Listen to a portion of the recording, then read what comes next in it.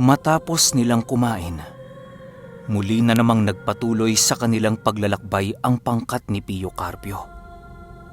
Dahil sa inaasahan nilang aabuti noon sila ng ilang linggo sa kanilang paglalakbay, marami na silang ginawang paghahanda upang maisaayos at mapagkasya ang kanilang mga pagkain.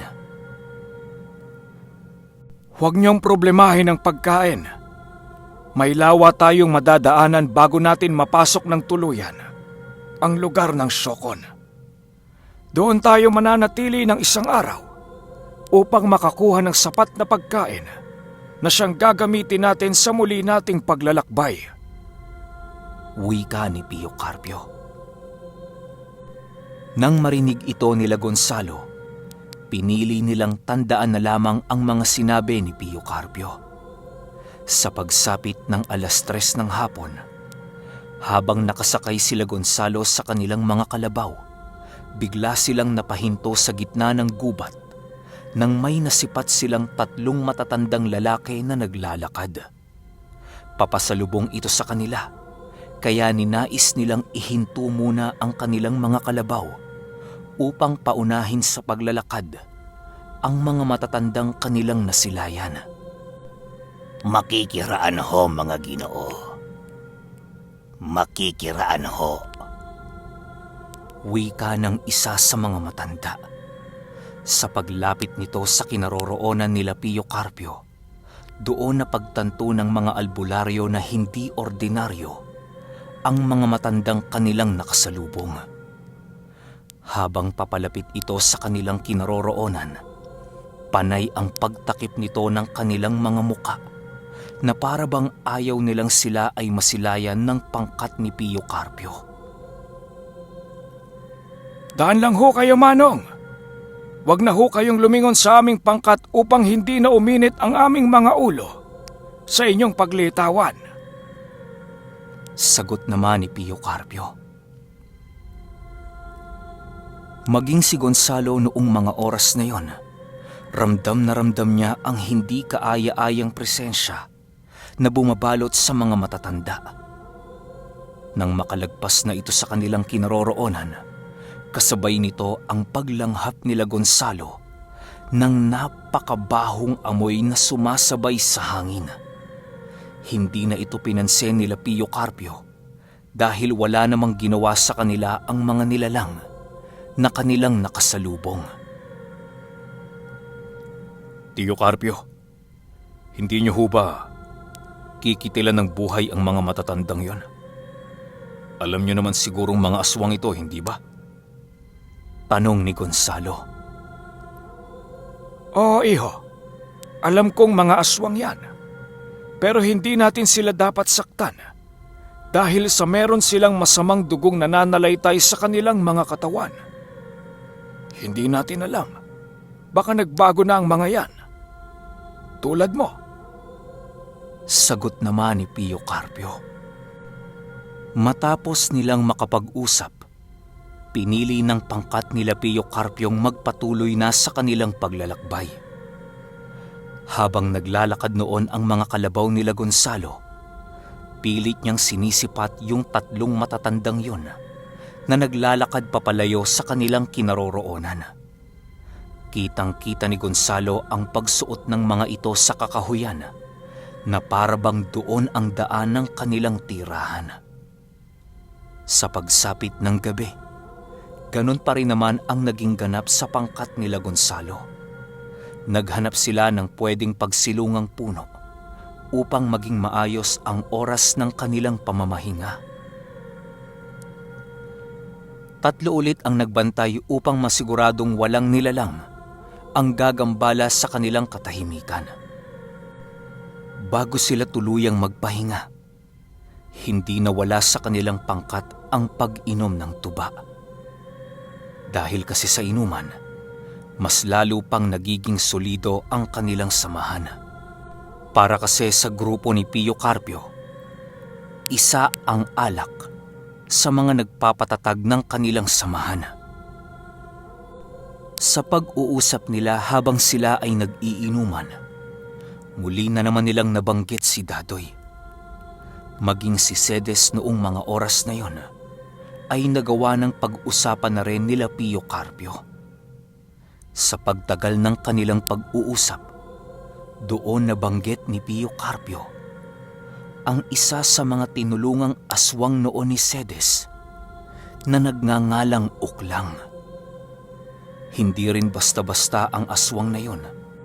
Gawa ng nahawaan ito ng isang malakas na lahi ng mga aswang.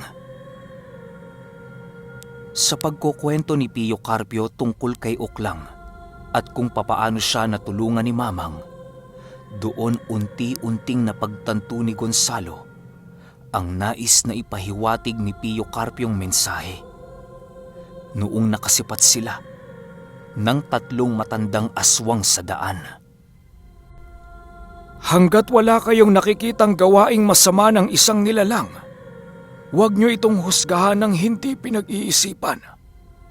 Kagaya ni Gonzalo, marami-rami pa rin ang mga nilalang na nasa panig ng kaliwa ang nais magbalik loob sa ating Ama. Wika ni Pio Carpio.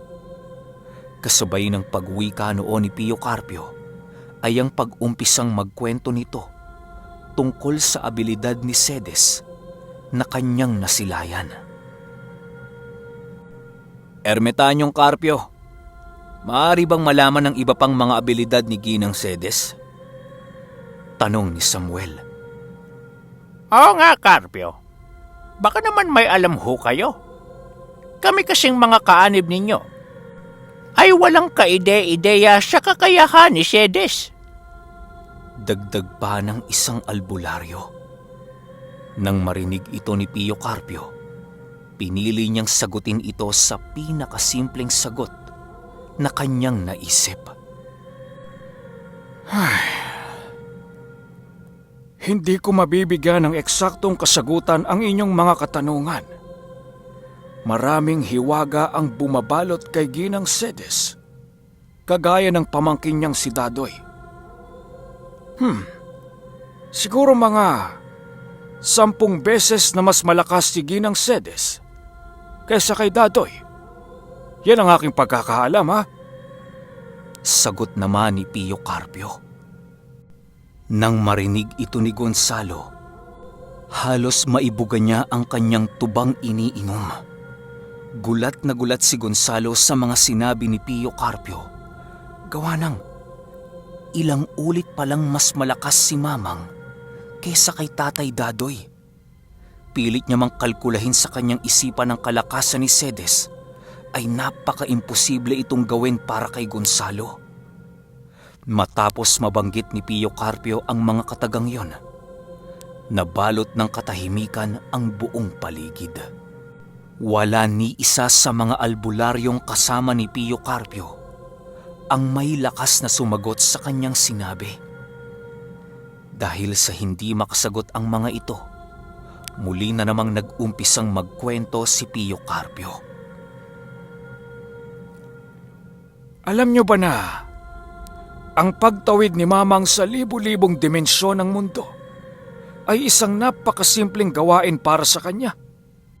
Kayang-kaya niyang maglakbay sa pagitan ng langit at impyerno kung ito ay kanyang nanaisin. Masasabi kong hindi ordinaryo ang taglay na karunungan ni Mamang na siyang nagiging dahilan ng pagiging bukod tangi nito sa atin. Ito na lang ang isipin ninyo. Walang ordinaryong tao sa mundo ang kayang harapin at pabalikin sa kanyang selyo ang isa sa 4 na mga ngabayong nagbibigay salot sa ating mundo. Tama kayo nang narinig. Ang mga ngabayong nagdadala ng digmaan ay minsan ang pinabalik ni Mamang sa ordong pinagmula nito. Napakaraming nangyari noon kay Ginang Cedes na halos dumating sa puntong muntik na itong mawala ng buhay. Hindi basta-basta ang nilalang na nakasakay sa kabayong pula dahil sa digmaan ng dala nito.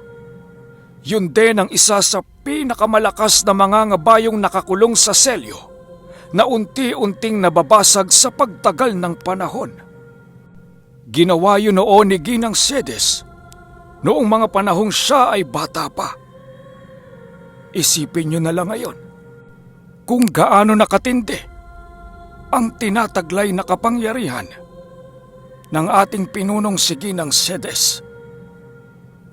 Wika ni Pio Carpio. Dagdag pa nito na noong mga panahong nakalaban ito ni Mamang, kakababalang nito galing kalangitan. Sinalubong ito ni Ginang Cedes ng buong lakas, kasama ang kanyang mga kasangga na nagbibigay sa kanya ng labis na lakas at kapangyarihan. Isinalaysay din ni Ginang Cedes kay Pio Carpio kung ano ang wangis ng nilalang na kanyang nakalaban. Ayon dito, nagniningas na apoy ang buong katawan nito at meron itong baluting gawa sa nagliliyab na mga bato ng bulkan. Umaapoy din ang mga mata nito at kawangis talaga ito ng isang malaking tao. Meron itong nagsisitalasang maiitim na kuko at meron itong nagbabagang tabak na siyang pangunahing sandata nito. Ang kabayong sinasakyan ng mananakay na yon ay nagliliyab rin na para bang galing ito ng impyerno. Nang masilayan ni Mamang ang pagbaba nito sa kalangitan, agaran niyang nilakbay ang iba't ibang dimensyon para lamang magkaharap silang dalawa. Sa paglakbay ni Mamang, dinala siya nito sa lugar na pinaglagpakan ng mga ngabayo. Sa pag-apak nito sa lupa, kitang-kita ni Ginang Cedes ang dala nitong digmaang nagdadala ng pagkalipol ng lahat ng taong nabubuhay sa mundo. Sa pagsipat ng nilalang na yon sa kinaroroonan ni Mamang, agad nitong inilabas ang kanyang nagbabagang tabak na siyang pangunahin nitong armas. Kasabay ng pagkuha nito ay ang pagsugod ng mga ngabayo sa kinaroroonan ni Ginang Cedes. Dali-dali naman itong kinuha ang kanyang latigo upang salagin at iwasan ang ginawang pag-atake ng nilalang. Kahit napakalakas na noo ni Mamang, hindi niya pa rin maiwasang makaramdam ng panganib para sa kanyang buhay. Kahit agrabyado man ang sitwasyon niya noong mga oras na yon, naging matatag si Ginang Cedes upang pabalikin sa ordo ang representasyon ng digmaan at pagkawasak. Sa kanilang paglalaban, maraming tinamong sugat noon si Mamang sa kanyang pisikal o maging sa kanyang espiritual na kaanyuan. Maging si Dadoy noon ay piniling samahan sa labanan si Mamang pero bigo itong matulungan ang kanyang tiyahin. Sa pagtulong dito ni Dadoy, nagkaroon siya ng isang peklat sa katawan na halos umabot na sa kanyang puso. Sinabi ni Mamang na demonyo ang may gawa ng sugat na yon, pero hindi yon ang totoong rason sa likod ng tinamong sugat ng kanyang pamangkin. Sa pagtagal ng kanilang labanan, maraming kasangga at kaibigan ni Mamang ang nag-alay ng kanilang buhay para lamang magapi ang mga ngabayong nakatakas sa selyo ng Panginoon. Nang makahanap ng paraan si Ginang Cedes, nagawa nitong masaksak niya ng kanyang punyal ang tiyan ng kabayo na siyang pinagmumulan ng labis-labis na kapangyarihan nito. Sa pagsaksak ni Mamang sa kabayong yon, bumulwak ang nagbabagang dugo nito, kasabay na ang puso ng kabayo. Ayon kay Ginang Cedes, na ang puso ng kabayong sinasakyan ng representasyon ng digmaan ang siyang humahawak sa kapangyarihan nito. Kapag namatay ang kabayo ng mga ngabayo, magagawang maikulong muli ni Mamang sa selyo ang nilalang. Kasabay ng pagkamatay ng kabayong sinasakyan ng nilalang, ay ang pagsigaw nito ng napakalakas na siyang naging hudyat ng kanyang pagkatalo. Halos pumubula-bula na ang bibig noon ni Ginang Cedes dahil sa pag-agos ng kanyang sariling dugo na siyang kanyang natamo sa kinaharap niyang digmaan. Nang maagnas na ang kabayong sinasakyan nito, Segundo lang ang pagitan ng biglang mayupi ang buong baluti ng mga ngabayo. Agaran din itong nilamon ng kadiliman hanggang sa tuluyang maglaho ang bakas nito sa kinaroroonan ni Mamang. Dahil sa pangyayaring yon, naiwan kay Mamang ang puso ng nilalang na nakakulong sa selyo ng Panginoon. Dahil sa sobrang kapangyarihang bumabalot sa puso ng kabayong kanyang napaslang, kaya maraming bumibisitang malalakas na nilalang sa tahanan ni Mamang. Nang wala na siyang maisip na paraan, pinili niyang ikulong ang puso ng kabayong kanyang napaslang sa isang kubong nakalagay sa espiritual na mundo. Gonzalo, ang nasipat mong kubo sa panabutan, yon ang pinaglalagakan ng puso ng kabayong minsang sinakyan ng representante ng digmaan. Ikaw ang labis na naapektuhan sa lugar na yon, gawa ng meron kang masamang bahid ng dugong nananalaytay sa iyong katawan. Wika ni Pio Carpio. Nang marinig ito ni Gonzalo, halos hindi siya makasagot dahil sa nakakamanghang revelasyon ni Pio Carpio.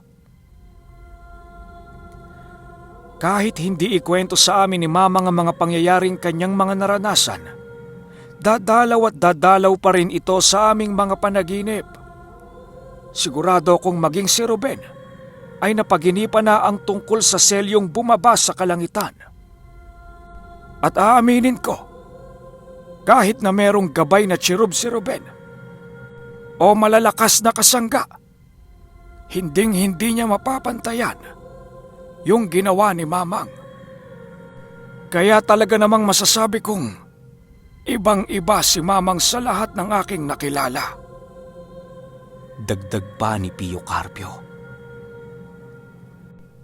Nabanggit din niya na halos kalahati o higit pa sa lakas ng espiritual ni Mamang ang nawala mula noong nakaharap niya yung nilalang na yon.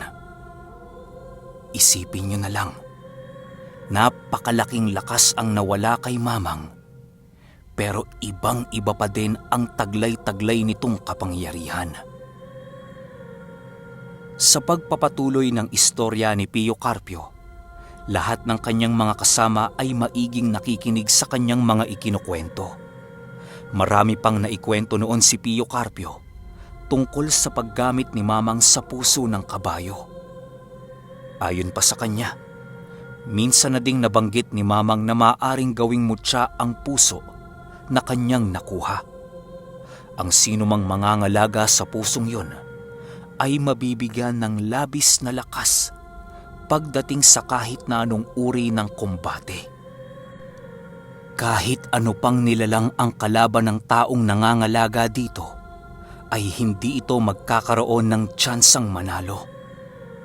Minsan na ding napatunayan ni Mamang ang gamit na yon noong mga panahong nagkaroon siya ng nakalabang isang demonyong labis ang kapangyarihan. Sa sobrang lakas ng demonyong kalaban noon ni Mamang, maging ang mga ordinaryong tao sa palibot niya ay agarang napapangibabawan ng masamang nilalang.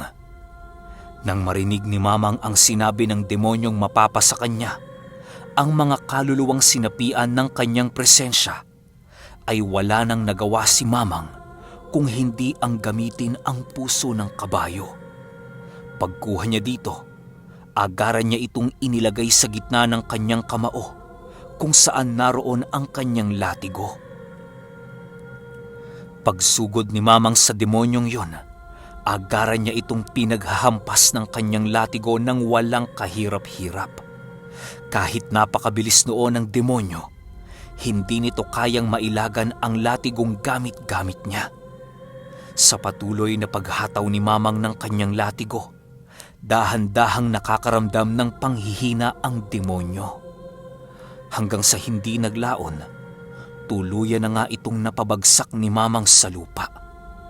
Nagpupumilit pa ring makatayo ang demonyo pero hindi na nito nagawa dahil sa mga malalim na sugat nitong natamo sa kanyang buong katawan. Sa paggapang nito sa lupa, agaran itong inapakan ni Mamang at tinalian ng latigo sa mismong leeg nito. Matapos maitali ni Mamang ang latigong kanyang armas, tanging paghawak na lamang dito ang nagawa ng demonyo. Sa paghigpit ng latigo ni Ginang Cedes ay ang pagniningas naman ng leeg ng nilalang. Ilang minuto pa ang lumipas, kumalas na sa demonyo ang mismong leeg nito. Naging hudyat din yon para kay Mamang na tuluyan na niyang nagapi ang demonyong kanyang kalaban. Sa pagkamatay ng demonyo ay ang paglaho ng mga sapi ng mga taong nasa kanyang paligid. Matapos ang mga pangyayaring yon, naglakad lamang si Ginang Cedes sa kanilang lugar na para bang walang nangyari. Habang nagpapatuloy sa pagkwento noon si Pio Carpio, hindi napigilang magtanong ni Samuel. Ermitanyong Carpio, makakaya ba nitong pasukin ang kubong tinutukoy mo? Tanong ni Samuel. Bakit, Samuel? Nais mo rin bang makamit ang puso ng kabayo?